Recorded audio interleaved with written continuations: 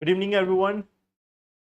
Good evening, Jai Hind, and welcome to Khan Global Studies. I hope I am properly audible and visual to all of you.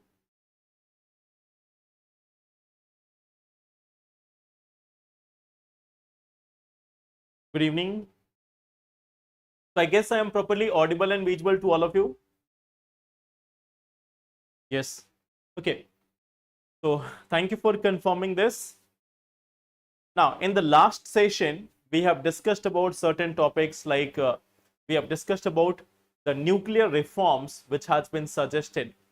We have also discussed about a few editorials and some other related topics. Now, in today's session, the topics which we are going to discuss, the first topic which we are going to discuss is about this right to vote. So there is always this one like confusion whether right to vote is a constitutional right, whether it is coming under part of constitutional right, or is it simply a statutory right.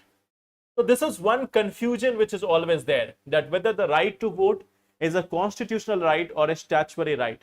So we will try to understand the different judgments which has been provided by Supreme Court in this respect. We will see the entire journey of this right to vote.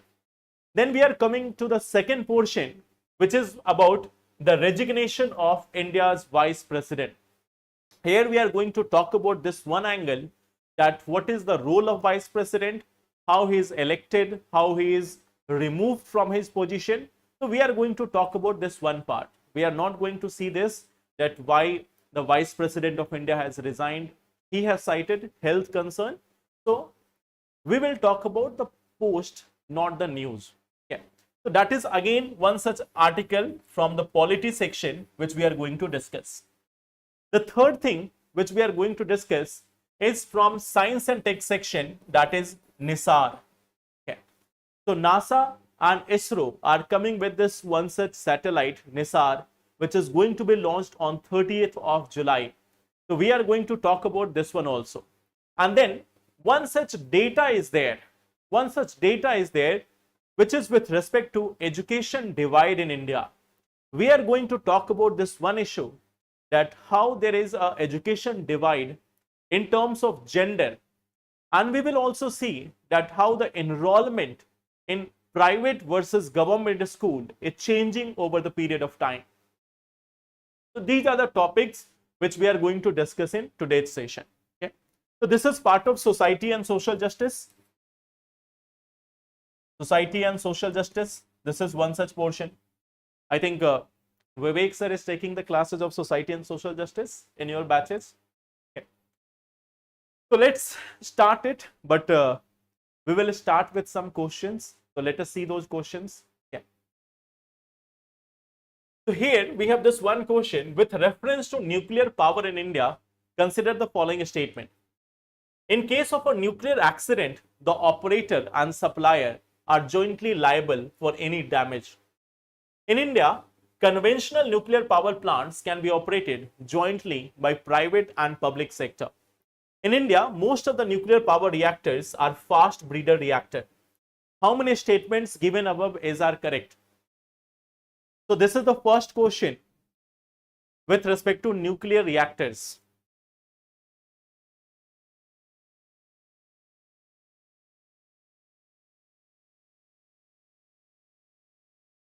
So what will be the correct answer here? First is saying, in case of nuclear accident, the operator and supplier are jointly liable for any damage.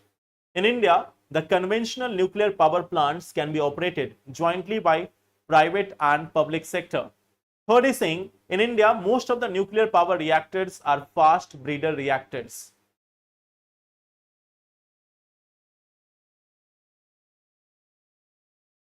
B option, A option. So let us see this. In India, most of the nuclear power reactors are fast breeder reactors. That is incorrect. We are still developing the prototype or fast breeder reactors. The most of the reactors which are present there in India is pressurized heavy water reactor, not fast breeder reactor. So this first option is incorrect. In India, conventional nuclear power plants can be operated jointly by private and public sector. Government has announced that they are going to allow the entry of private sector in small modular reactors. But about the conventional nuclear reactors, which are of capacity more than 750 megawatts, still there is no such allowing of the private sector. So this one is incorrect. Third is saying, in case of a nuclear accident, the operator and supplier are jointly liable for any damage. No, it is only the operator which is responsible. Supplier is not liable for the damage. Operator can sue the operator has this capacity, or operator has this power that they can sue the supplier in case of a defective equipment. In case of a defective equipment, but the law says that the operator has the sole responsibility. Plus we see that the government of India will be bearing the remaining cost. There is an ambiguity in the law which says that in case of any such nuclear damage, additional liabilities may also be there, but it is not specifically mentioning that it will be on the supplier. Okay. So this third option is incorrect. So answer is D option, none. Okay. Now coming to the second one, consider the following: Djibouti, Eritrea, Ethiopia and Somalia. So how many of them are sharing borders with Red Sea?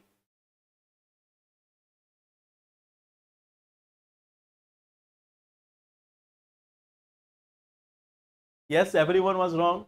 No one had gone for answer D. So I had this question especially for this. Last day we were discussing about it. So there might be a confusion in your mind.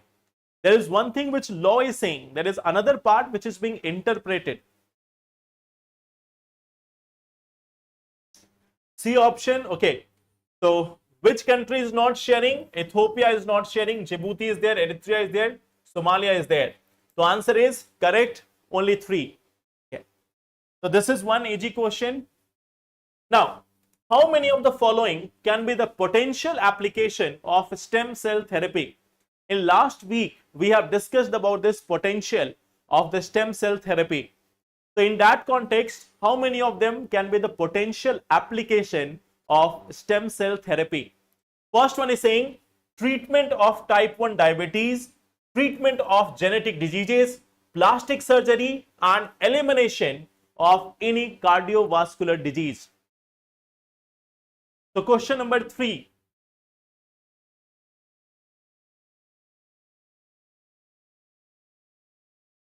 What will be the answer? Question number 3.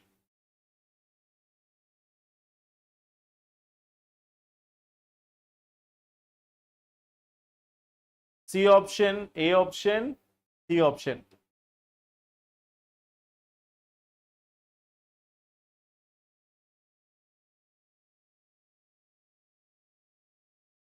So I think most of the people have gone for C option, and that is correct also. Treatment of type 1 diabetes, we have seen specifically about this. Treatment of genetic disease, plastic surgery. But this is saying elimination of any cardiovascular disease. That is extreme statement. So it will be incorrect. So answer here will be again option number C. Okay. So at least today we will not say 3 by 3. Today it is maximum 2 by 3, not 3 by 3. Okay. Now coming to the topics, but before that we have this one announcement about the foundation batches which are going on in the English medium. Okay. So offline and online, both classes in foundation medium are going on, and we have this team of faculty: Sachin Arora sir, Sivesh sir, Kumud Ranjan sir, PM Tripathi sir, Gautam sir, Vivek Bhardwaj sir, Shubham Sharma sir, Arpit sir, me and Dhruv sir. Okay. So this is one such announcement for you. Now coming to this one part, the right to vote. So tell me this one thing, right to vote. Okay. Abhi bhi registration open hai. So tell me about this one thing, how plastic surgery is the part where we can, like, in the case of plastic surgery, you may have seen that nowadays we are having a skin transplant using the stem cell of the body itself. So stem cell of the body can be used to make the cells of the body, the skin of the body, and that can be transplanted. Okay. Now जब एक ही साथ answer करते हैं तब खुद पर ही doubt हो जाता है that everyone is telling the wrong answer. So now we are having this one thing, right to vote. So tell me this one part. This right to vote, is it a statutory right or is it a constitutional right?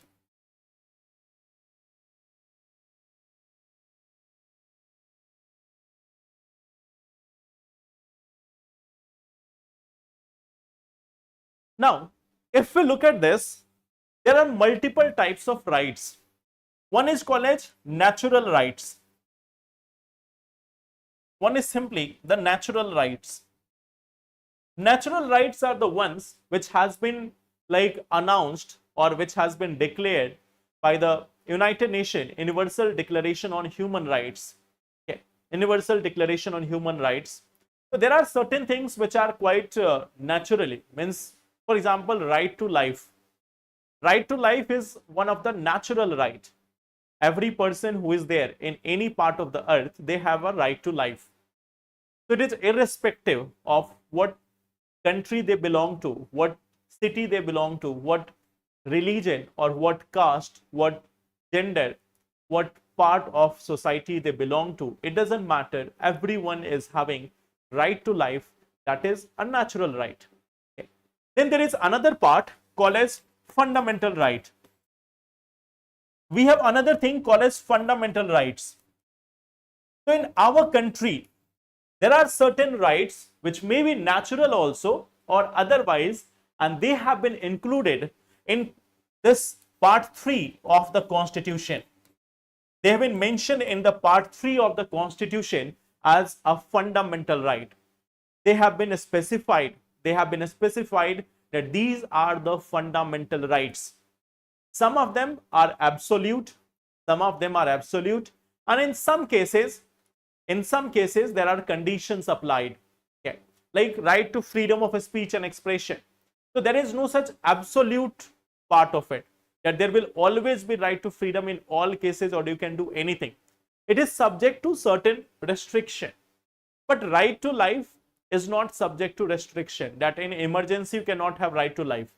Right to life is a natural right plus fundamental right. So apart from that, you have done any mistake and under law you have to be hanged. Apart from that, there is always a right to life. Okay. So there is this one thing, there is fundamental right which are mentioned under this part of part 3 of the Constitution. Then there is one thing called as constitutional right. There is a concept called as constitutional right. Constitutional right means those rights which are mentioned in the Constitution. Those rights which are mentioned exclusively in the Constitution, they will be simply called as the constitutional right. Okay. And then we have another thing called as statutory right. So statutory rights are those rights which are mentioned as part of any law, that any law is providing for it. It is a legal right, it is a statutory right. So this is one part, that there are different types of rights, the natural rights, fundamental rights, then constitutional rights, and then we have this also, the option of statutory rights. Now in these two cases, there is the controversy. Okay. In these two cases, there is this controversy. Now the controversy is about with respect to this right to vote, that whether it will be a statutory right, or will it be a constitutional right. So as per you, what it is it a constitutional right or is it a statutory right. Now, just to add a context, the Article 326,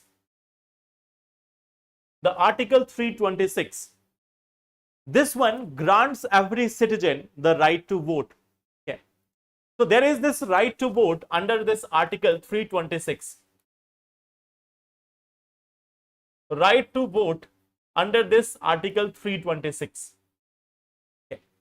And on the other hand, we have also this one thing, Section 62 of Representation of People Act 1951. So we have another thing, Section 62 of Representation of People Act 1951. So this is also providing that people will have the right to vote if their name is mentioned in the electoral roll of a constituency. Okay. So right to vote, here also there is one thing called as right to vote. Now here there is one condition, name should be there. Name should be there in electoral roll.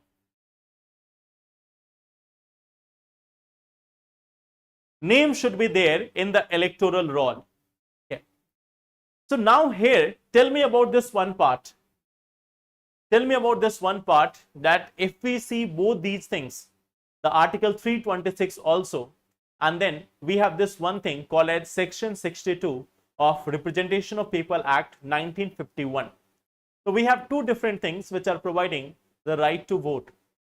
So in this case, the right to vote, is it a constitutional right or is it a simple legal right? What it is then? So tell me, what would be your answer? Is it a legal right or is it a constitutional right?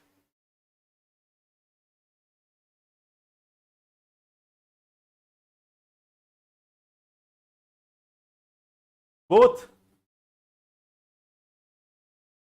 UPSC has asked especially this question.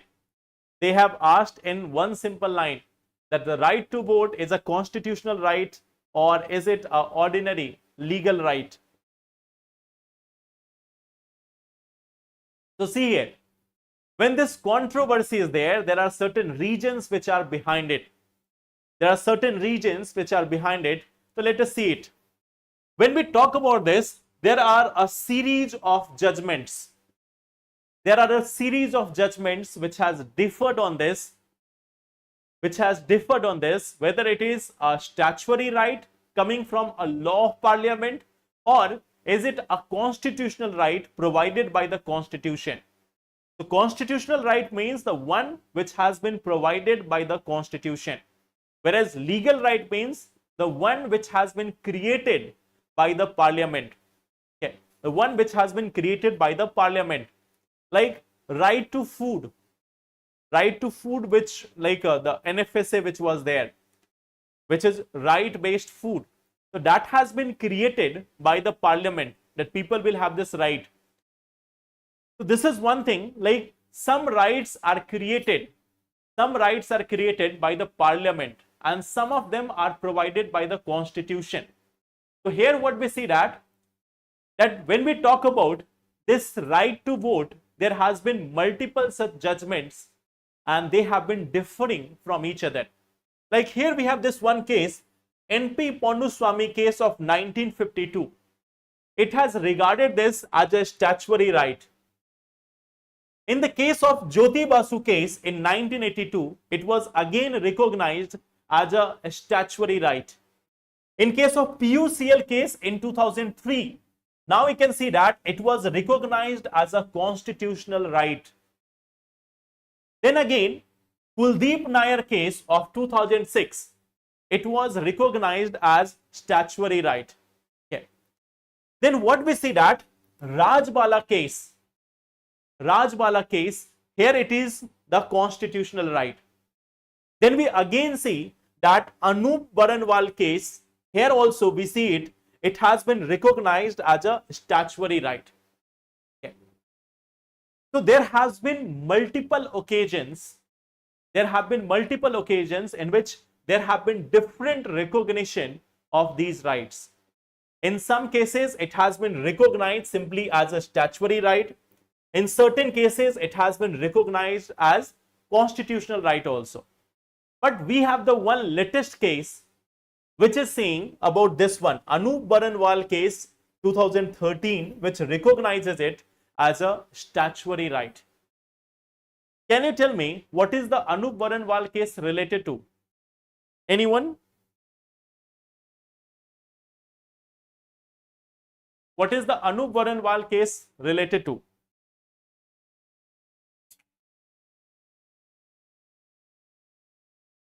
Any idea about this? Anup Baranwal case, very famous case is there.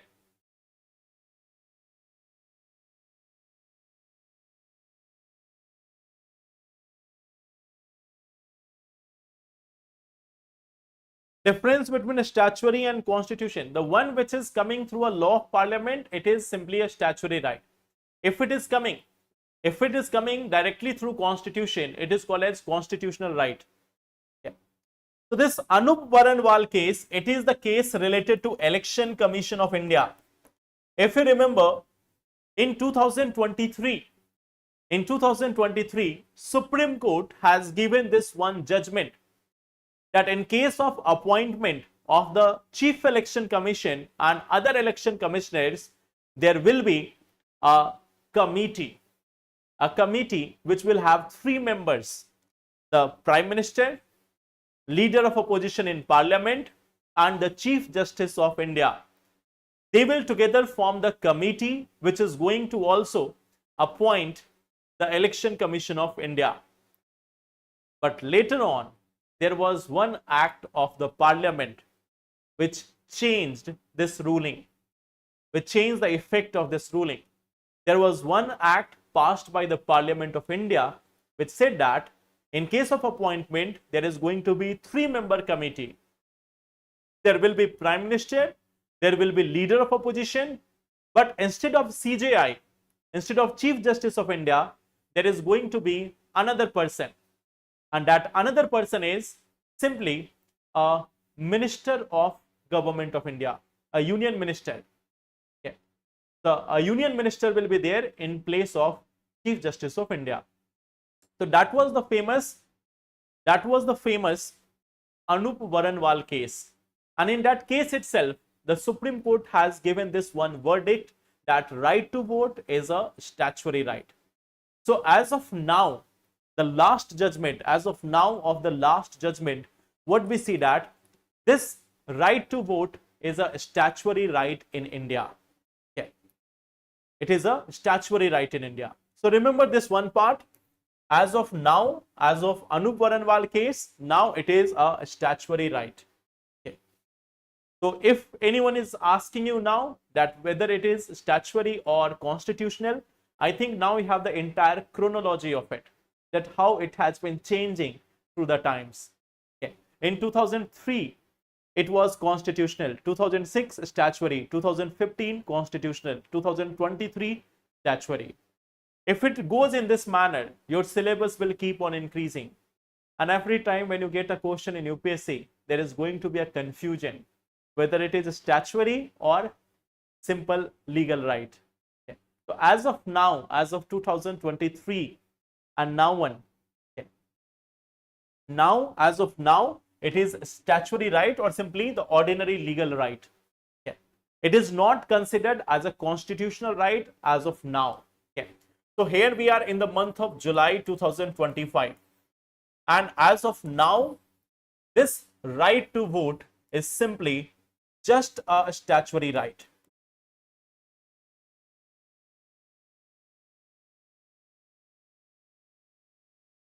Not constitutional right.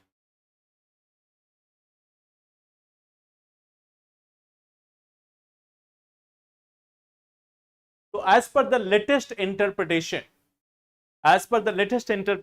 it is just a statutory right. Okay. So this is the first topic which we were discussing about the right to vote. Okay. Now, coming to the second part, the Vice President of India has resigned. Okay. the Vice President of India has resigned from his post, and in that case, what we are going to look into? We are going to look into this dimension of how the Vice President is elected, how he is elected, what is the tenure of the Vice President of India, what is the responsibility of Vice President of India, and what is the removal process of the Vice President of India. Okay. The first thing, election. Let's start with this one, eligibility. So what is the eligibility? Like who can be appointed, who can be elected, not appointed, who can be elected as a Vice President in India? First thing is, the eligibility is to be an Indian citizen. He has to be or she has to be an Indian citizen. That is the first requirement. Second requirement, which we see here, that minimum age. Minimum age. What is the minimum age? What is the minimum age here? In case of Vice President of India, what is the minimum age? What is the minimum age? 35 years, yes. That is the minimum age. So suppose if you are planning to contest the election for Vice President, right now we cannot be, you are not eligible. Okay. I am assuming that most of you are under 25, so you are not eligible, or under 30, so you are not eligible. You are not eligible to become the Vice President. Okay. Now, the third thing, that he has to be qualified to be elected as a Rajya Sabha member. Qualified to be elected as a Rajya Sabha member. As a Rajya Sabha member. Okay. He must be qualified. He must be qualified to be elected as a Rajya Sabha member. And the next part, that must not hold any office of profit. Must not hold any office of profit. Okay. So this is one part. So these are the minimum conditions. These are the minimum conditions which are required for becoming eligible for election to the Vice President. That is the eligibility. Now, on the other hand, what we see, if we're talking about the election process, if we talk about the election, so this election is conducted by Election Commission of India. It is also conducted by Election Commission of India. Okay. Here also we have the proportional representation system, like in the case of President. Proportional representation system.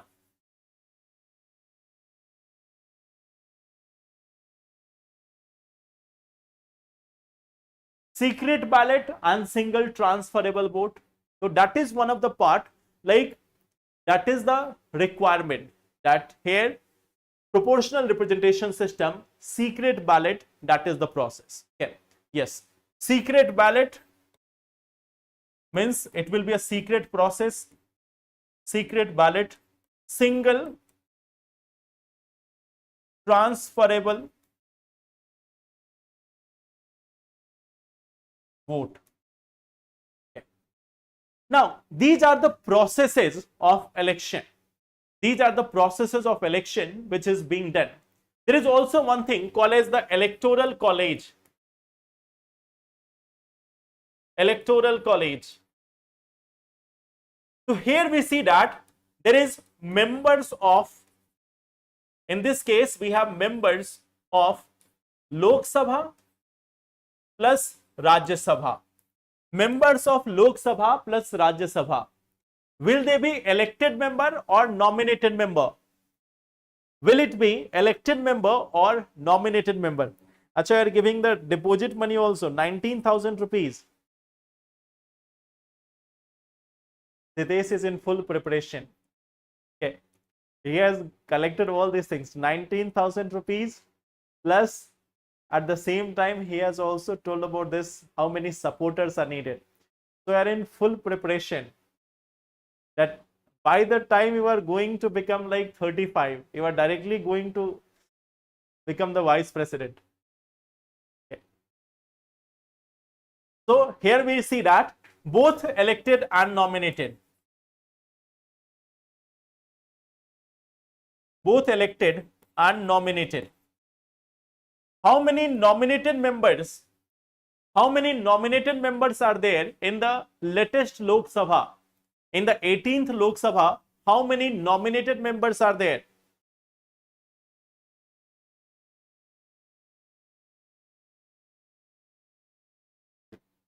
In Lok Sabha.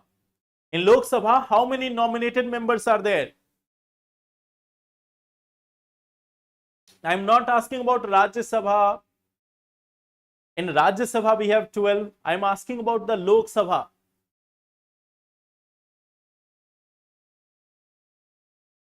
In case of Lok Sabha, how many members are there? So now we see that in case of Lok Sabha, we don't have any such nominated members. Earlier, there was one provision that Anglo-Indian community, there can be 2 members from the Anglo-Indian community. So now we see that this Anglo-Indian community part has been removed. So there is no such nominated members in case of Lok Sabha. Okay. Now, who will be participating from the legislative assemblies of states? Who will be participating from the legislative assembly of states? Elected or nominated?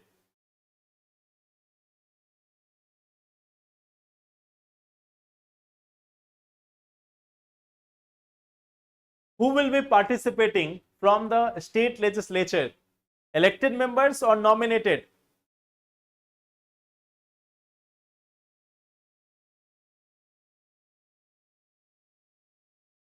Both.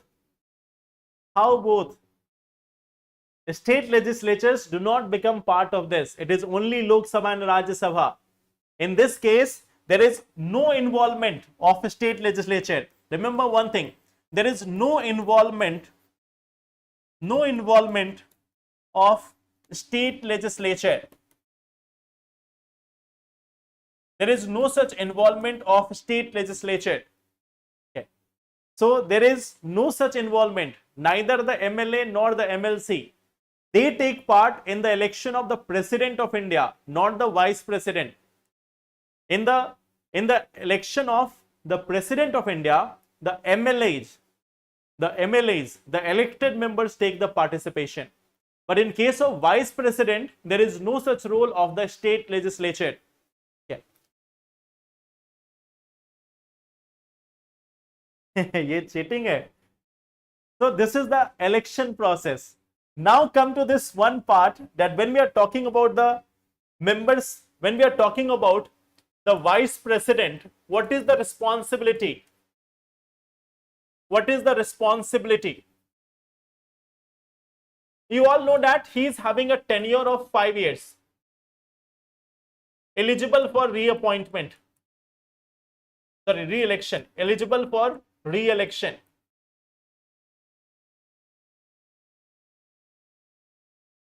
So there is 5 years, okay, there is 5 years plus what we see that he is eligible, he or she is eligible for re-elections.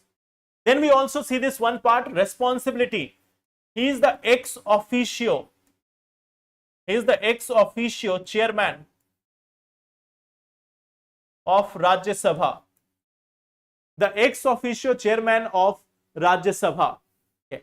And at the same time, like, he is performing all the duties like the speaker performs in the case of Lok Sabha. Okay. So suppose, will he have power under the anti-defection law or not? Okay.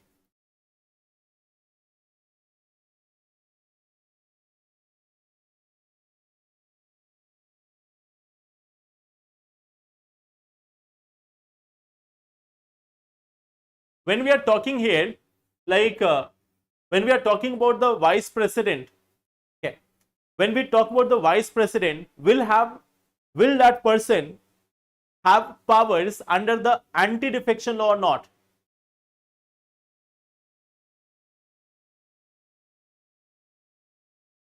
Casting vote is there. They have a casting vote in case of tie.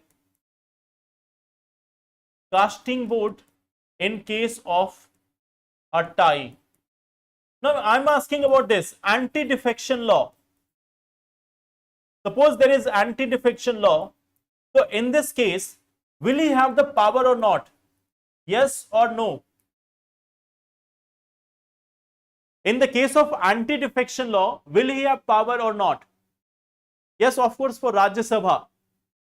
For Rajya Sabha, will the Vice President of India will have the power to decide the cases of disqualification under the anti-defection law or not? No. Why not? He is the chairperson. He is the chairperson and chairperson is eligible. So he is having this power. He is having this power as a chairperson of the house. He is having this power. Okay. So he is having this power of anti-defection law. So vice president is basically most of the time he is acting as ex officio chairperson only. So in general, he has the power to disqualify someone under the anti-defection law. So that is one power which is present with the vice president. Now, vice president can become president. In what case? Can act as president in what case? What are the cases in which he can act as the president? If the office of the president is vacant, if the office of president is vacant due to death or resignation. Okay. So death or resignation, vacancy due to death, resignation or otherwise. And see, there is a time limit. He can act as the president for 6 months. Within 6 months, the president has to be elected. Okay. So here there is a time period. Here there is a time period max 6 months. So within 6 months, a new president has to be elected. So what we see that, suppose there is impeachment of the president, there is resignation of the president, or there is a death of any president. So in that case, if a vacancy has come up, then in that situation, vice president can act as the president. Okay. So in case of impeachment also. Okay. So here what we see that vacancy due to death, resignation or otherwise, and time period is maximum 6 months. Within 6 months, a new president has to be elected. That is mandatory. Okay. So this is one part about the vice president. Now, coming to the next part, the removal.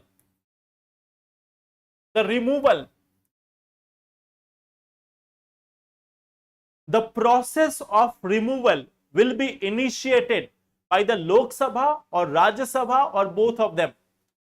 Who can initiate the process? Lok Sabha, Rajya Sabha or both of them? Okay.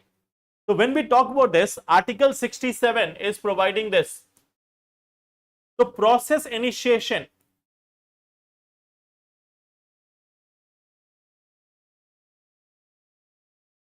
Where it will start?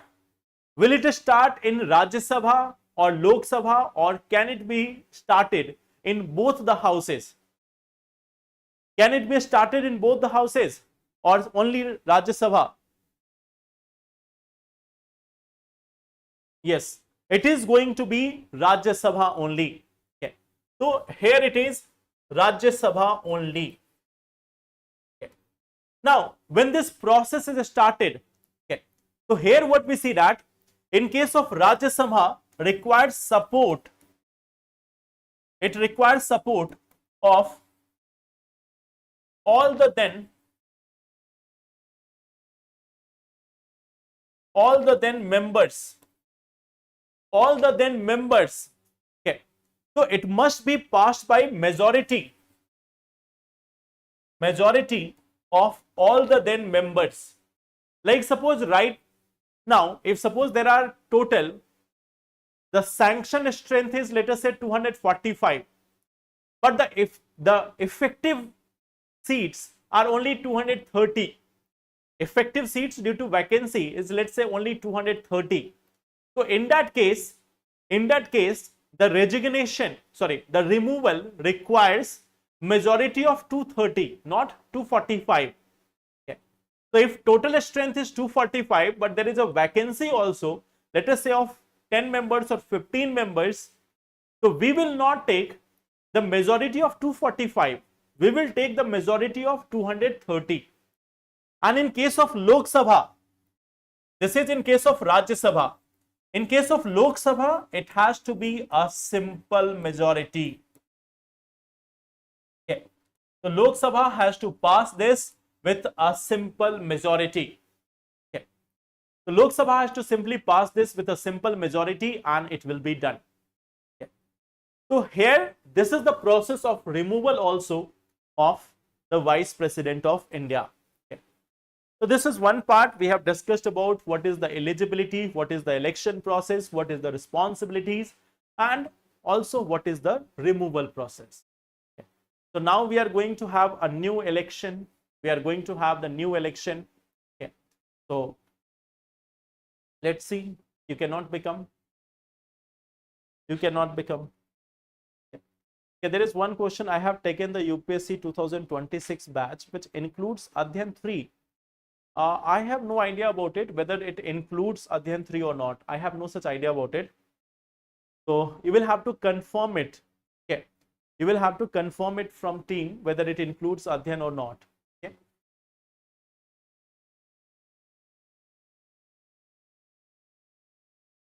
Now, coming to this one part, NISAR. Okay. It concluded. Which batch?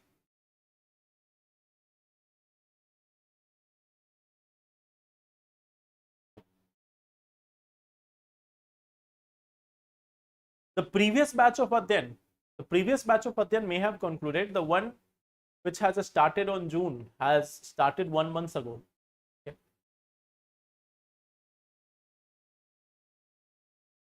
Now we are coming to this one part, NISAR.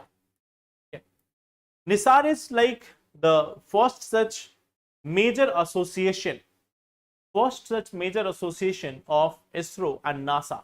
Okay. So we are like seeing this one thing, NASA and ISRO. Here it is an association of NASA plus ISRO. We are having this one satellite, and this satellite is going to be placed in sun synchronous orbit.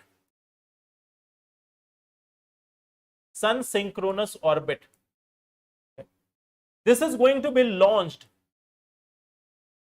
This one is going to be launched via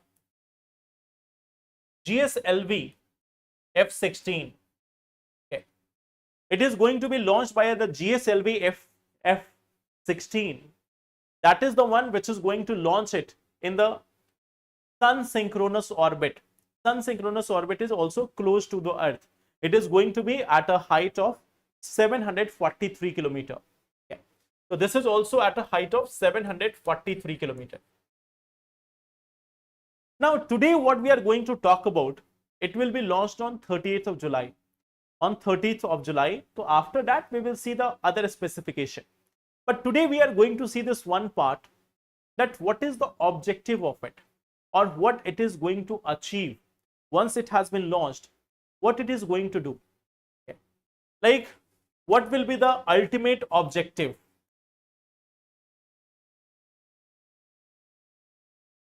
It is a sun synchronous, like it is placed in a sun synchronous orbit. On the basis of it, can you guess this part, that what might be its possible objective? If it has been placed in a sun synchronous orbit, Sun synchronous means it is going to follow the movement of the sun. It is going to follow the movement of the sun. So what may be its possible application? Anyone?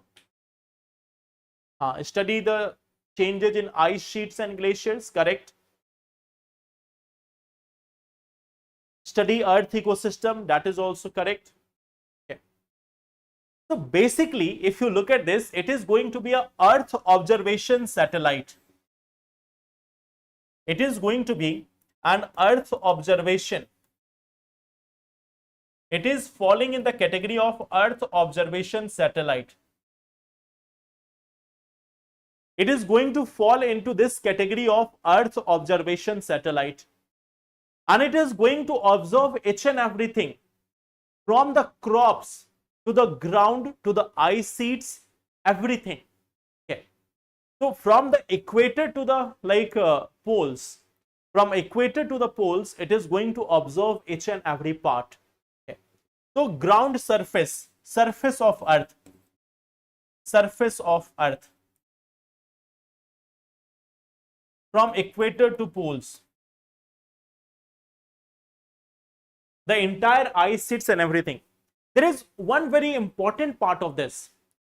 This satellite is going to observe the movement of the land masses. It is going to observe the movement of the land masses, the movement of the ice sheets, each and everything. Like you know that in Antarctica or in the Arctic region, the ice sheet is also moving.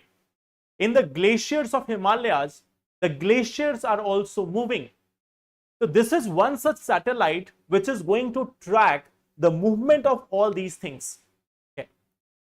So it is going to track the entire movement, even the movement of the land. That is also one thing. The ground deformation, if there is a ground deformation,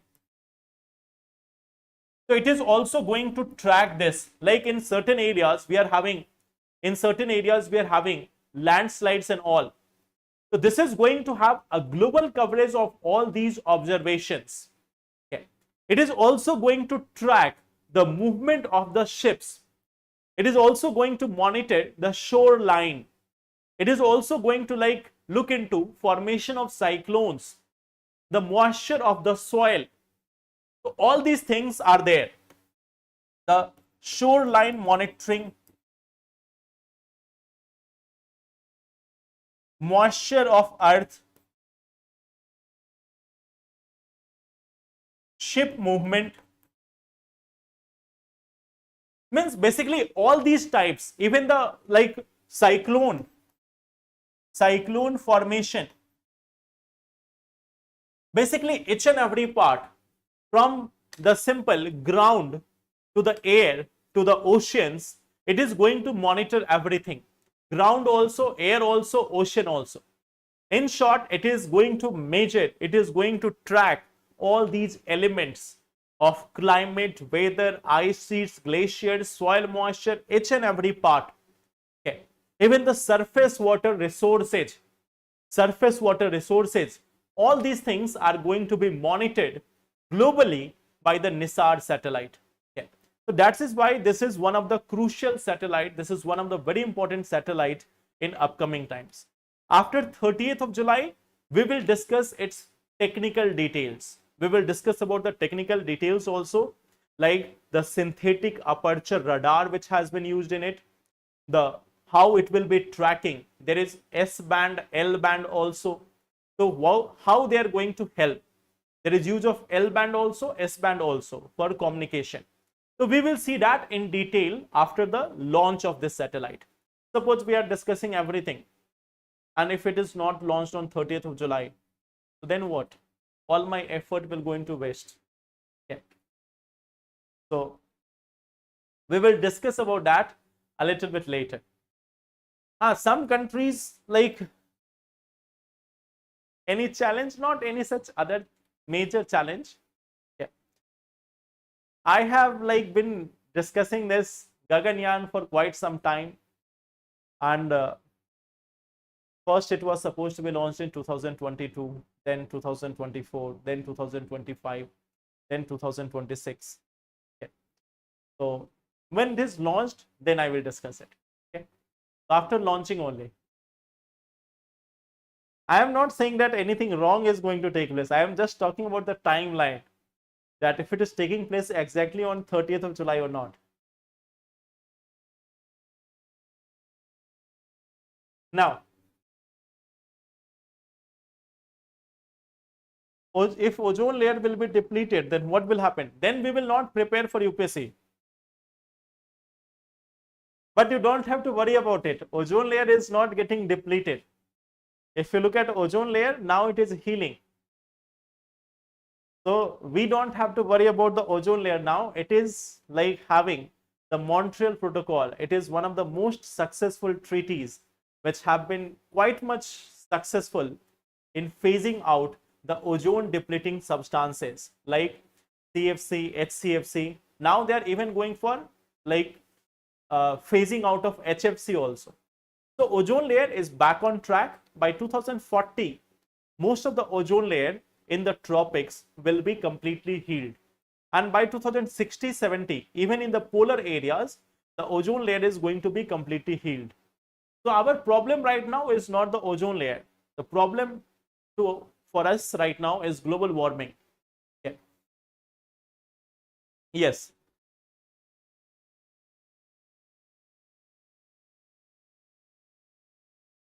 So now coming to this one part, education divide. Okay. So let's see this, how it is going on in different part of the country. Okay. We will see multiple angles of it. First thing, about the number of schools which we are having in private public sector. Okay. So there is a data which is comparing 2012-13 versus 2023-24. This is one data. This is showing that the government schools, they have been decreasing. The number of government school was earlier 74.2%. It has come down to 69.1. Okay. Like when we talk about the government schools, their number is decreasing from 74.2 to 69.1. Okay. The government aided school, in which the government is giving some help, their percentage was 5.3. It has become 5.5. Private, its number was 17.2.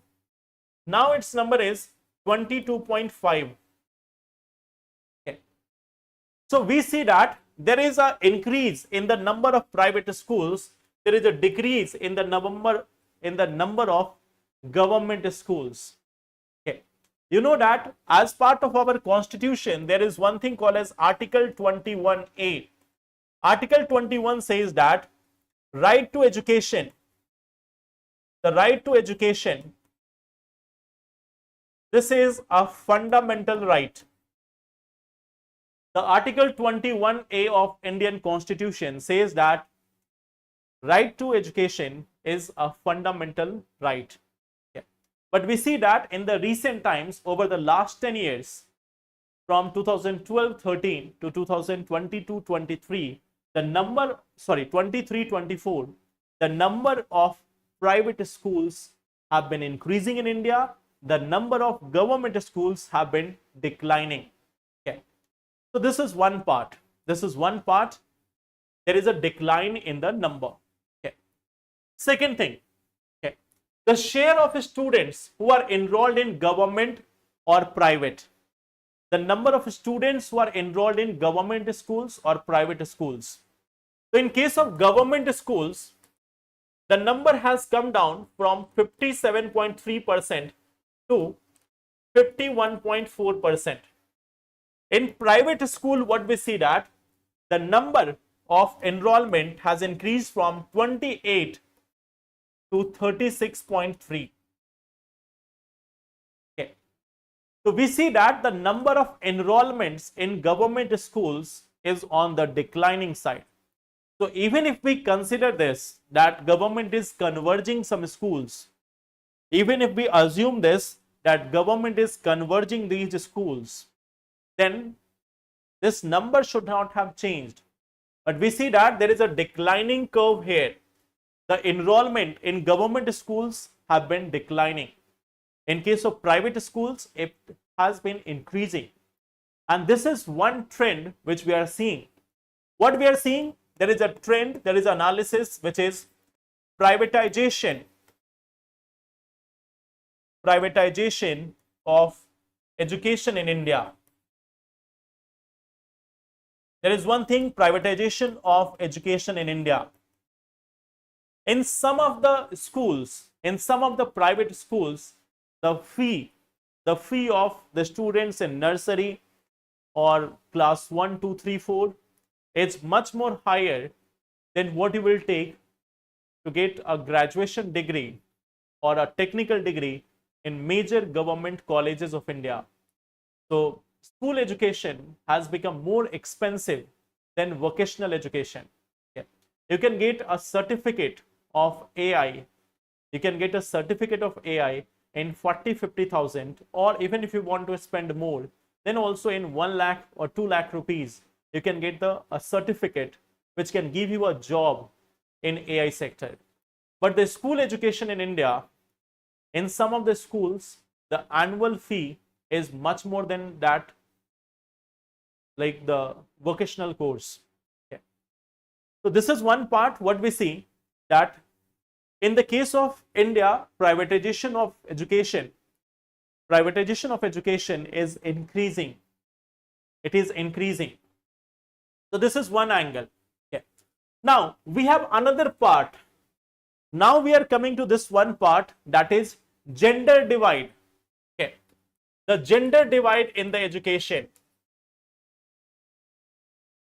So what we see, that although there has been a decline, what we see that, like in case of government school, the share of girls is on the higher side. Okay. In the case of government school, the share of girls is on the higher side. Okay. Here we see that when we are talking about the government schools, here girls have like 54%, and boys who are there, they have got 49% enrollment. Okay.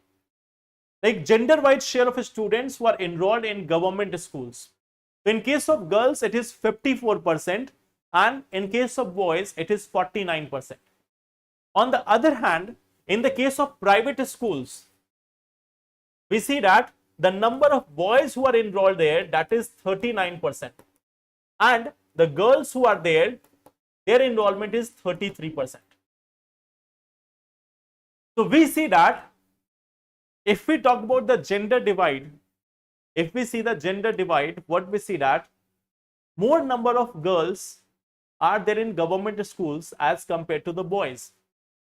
So why this, anyone? Why we are having more number of girls in schools, in government schools, but their percentage in private school is lower? Okay. Why we are seeing this one part, that in case of private schools, the percentage of girls are on the lower side, but in the case of government schools, the share of girl is on the higher side. So why this? So this is still reflecting. If we talk about this, if we analyze both of them, it is a reflection. It is a reflection of sun meta preference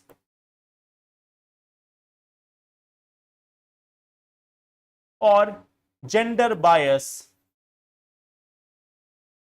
of society. It is a reflection of gender bias of society. Yeah. So this is one part. Now, even in the present times, what we see that many of the women, even if they are going for education, their families may not persuade them or may not allow them to work in offices. They said that you have got education, what more you want? So this is one part. What we see that in India, even if they are getting education, their career opportunities become limited by the choice of the family. So this is also one part. Then this is the state-wise and gender-wise share of students who are enrolled in schools. Okay. So what we see that, just to give you an idea, okay, in case of this, here we have this one data as per the Hindu.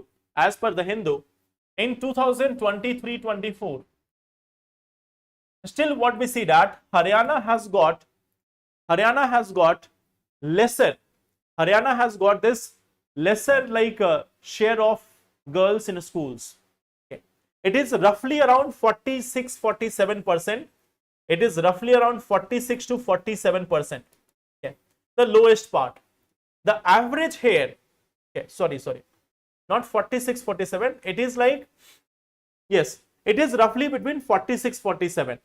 Average is more than 48. Okay. So we see that in case of India, it varies according to a state also. In case of North India, you will see that in case of North India, it is 46. In case of North India, what we see that there are more number of or less number of girls in the school. In case of North India, there are less number of girls in school. But in case of South and East India, what we see that the number of girls is on the higher side. Okay. Now on the other side, see this difference. In the case of North India, the share of boys is towards the highest side. The share of boys in the school is on the highest side. Okay. If we compare the northern Indian states, more and more preference is given to the boys. You can just see these contrasting figures. Okay. You can see this contrasting figures, like in the case of boys, the northern states are dominating. They have got most of the boys in the schools. And in case of girls, they are on the lowest part. So there is a society's reflection which we get here. This is the reflection of society which we see here. See, Meghalaya is having the highest share of girls in education. Meghalaya is having the highest share of girls in education. So tribal areas have lesser gender bias as compared to the other regions of the country. Okay. So tribal regions are having more such percentage here. Okay. So this is one reflection of the society. So that is one part. Okay.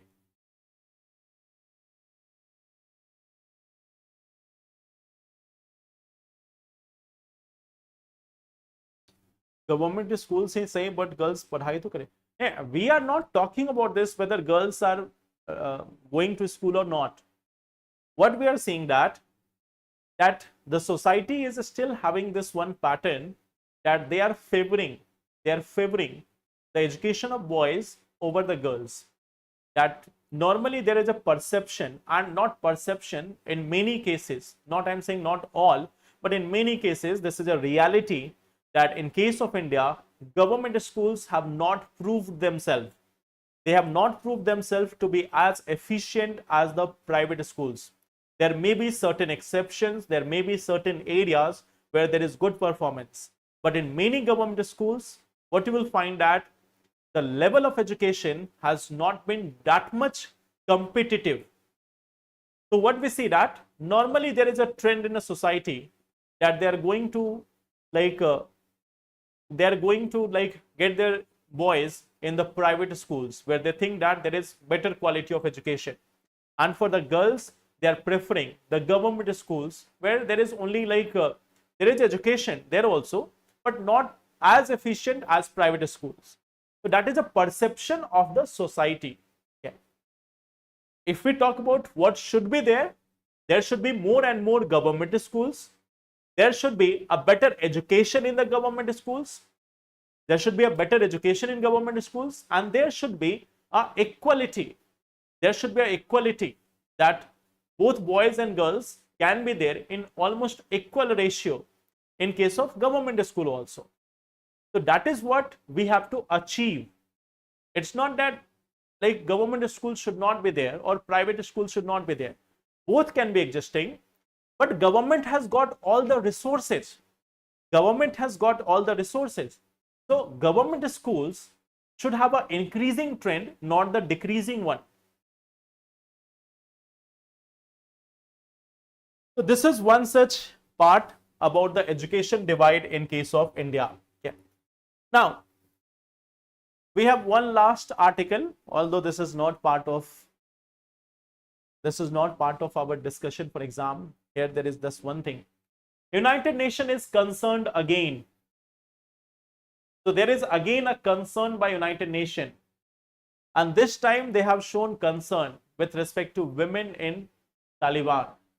They will not be doing anything for this for sure, but they are showing the concern. The concern is this, that in case of Taliban, in case of Afghanistan, what we have seen that many such women have been arrested. Many such women have been arrested. Even if their face is seen on the roads, they can be arrested. As per the moral codes of Taliban, the eyes, anything other than eyes of the girls should not be visible on the roads. If they are going on the roads, nothing except their eyes should be visible. Okay. So this is one such moral code of Taliban. Okay. So they have their own moral codes, you know how they have formed this all. Okay. So now UN is only showing concern that this is bad for humanity. So this is one part. UN will keep showing its concern. So that will be all for today. Okay. We will meet again tomorrow, and then we will discuss the remaining topics. Okay. So revise all these things. Overthinking को कम कैसे करें? Stop thinking. That is one simple solution.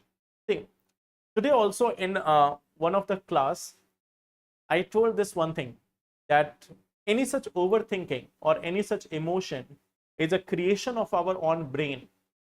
If you try to control your brain, if you realize this one thing, that all your emotions, all your emotions, all your thinking is just because you are trying it to, or you are not stopping it. If you try to stop it, if you try to focus, then you will be able to control it. One simple way is, like if you want to stop it, if you want to stop overthinking, try to write down your thoughts. Try to write down your thoughts, that what different thoughts you are getting. If you do this for some time, then you will find that you will have a greater control over your thoughts.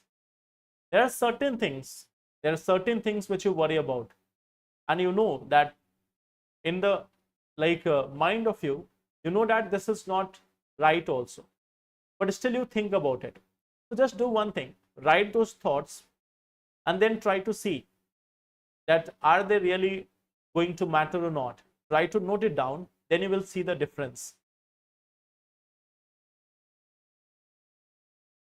See, for physical health, you can do some exercise.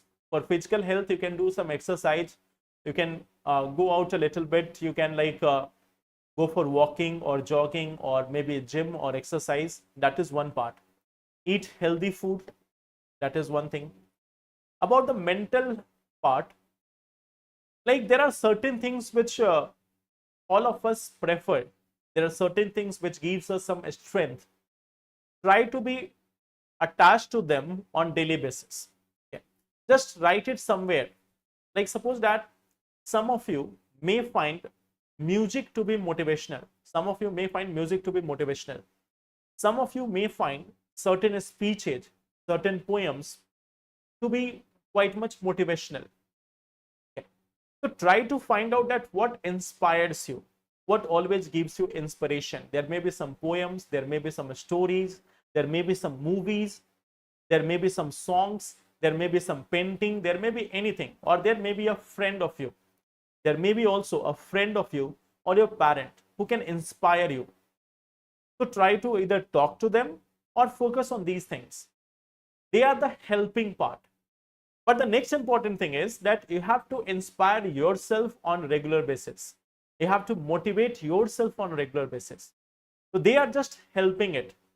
They are just helping it. Like you may have seen a candle. Okay. So when there is too much of wind, then you will find that the flame of the candle, it starts to flicker. But if you give it somewhat support, if you protect it from the outside things, then you will find that the candle starts to burn perfectly. So that flame has to be from inside you. The flame has to be from inside you. All other things like music, motivation, poem, poetry, speeches, they are just a shield around you. They are just creating a shield around you. That flame will come from your inside. So try to find that flame. And yes, sometimes in order to protect that flame, to safeguard that flame, you need certain shields. Shields can be like those musics, those motivations, those motivational speeches, poems, any book, any painting, talking to your friend, anything like that. Okay. So try to do this. Okay. So yes, Bharat, I am able to see your comments. I am able to see everyone's comment.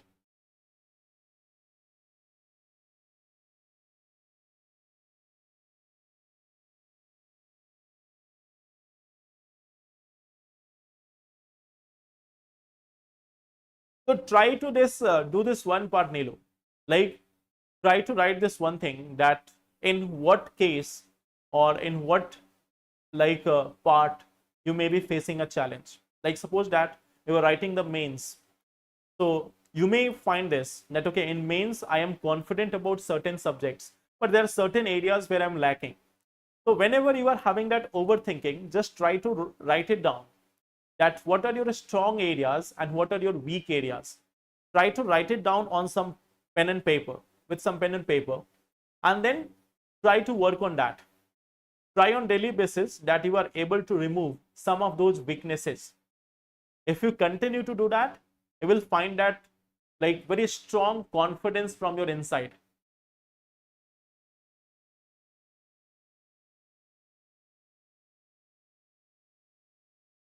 Yes, Bharat, what is your question?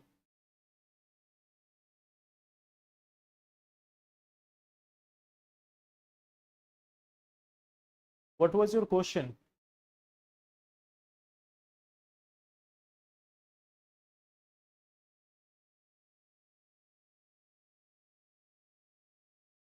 Okay, if any other question is there, then mention it in the comment box, and in tomorrow's session, I will discuss about it. Okay. So thank you everyone. Take care and all the best.